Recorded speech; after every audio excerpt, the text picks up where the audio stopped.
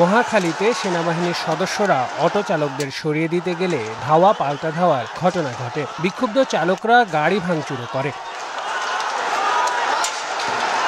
এখানে এখনো রাস্তা অবরোধ করেছে অটো চালকরা। সতর্ক অবস্থান নিয়েছে সেনাসহ আইন শৃঙ্খলা বাহিনীর সদস্যরা। আশ্বস্ত করেছি যে তাদের দাবি দেওয়া আমি ঊর্ধ্বতন কর্তৃপক্ষের কাছে উপস্থাপন করব। সেই আশ্বাসের প্রেক্ষিতে তারা রাস্তা ছেড়ে চলে গিয়েছে এবং রাস্তা ক্লিয়ার করে দিয়েছে।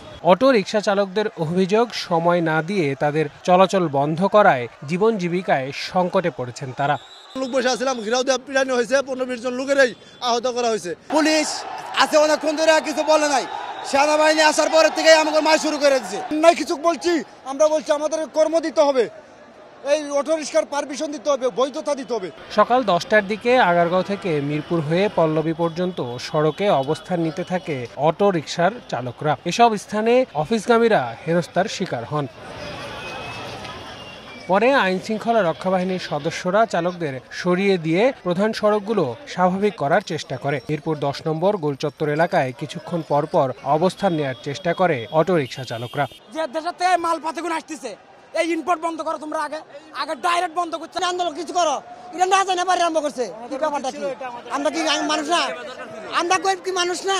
আগে আমাকে পদ্ধতি করে দেখ, আমরা কিভাবে চলমু, আমাকে চাকরি বাকরি দিয়ে দেখ। এছাড়াও নাখালপাড়া, মোহাম্মদপুর, গাবতলী, খিলগাঁও, মৌচাক মোড় ও ড্যামরা সহ বিভিন্ন গুরুত্বপূর্ণ পয়েন্টে অবরোধ করে রিকশা শ্রমিকরা। অফিস শুরুর সময়েই রাস্তায় বিশৃঙ্খলা শুরু হলে চরম ভোগান্তিতে পড়ে সাধারণ মানুষ। এ থেকে পরিত্রাণ পেতে চান তারা। করা যায় না, একটা মানুষ যে রাস্তা পার হইতে পারে না। কারণ আমি তো অটো রিক্সায় যাই না, অটো রিক্সায় গেলে মানুষ ক্ষতি হয়ে যায়। আন্দোলনের কারণে আমি আজকে বাস ধরতে পারি নাই, অটো মেট্রো দিয়ে ইয়েতে গেছি উত্তরে, ওখানে অটো নাই, আমি ভার্সিটিও যাইতে পারি নাই। 19 নভেম্বর 3 দিনের মধ্যে ঢাকা মহানগরীতে ব্যাটারি চালিত রিকশা বন্ধের নির্দেশ দেয় হাইকোর্ট। আল আমিন তুষার, সময় সংবাদ।